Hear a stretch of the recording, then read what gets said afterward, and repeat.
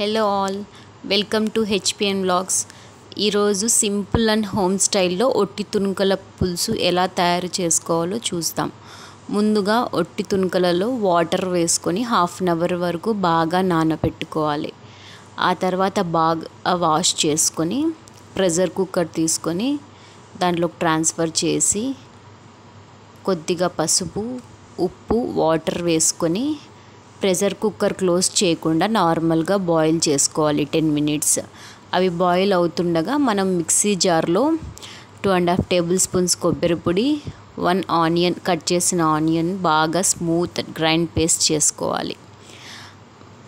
Boil అవుతున్న ఒట్టి తుణుకలలో grind చేసిన పేస్ట్, ధనియాల పొడి, కారం పొడి, కొద్దిగా గరం మసాలా, ఆయిల్, వాటర్ వేసుకొని బాగా మిక్స్ చేసుకోవాలి.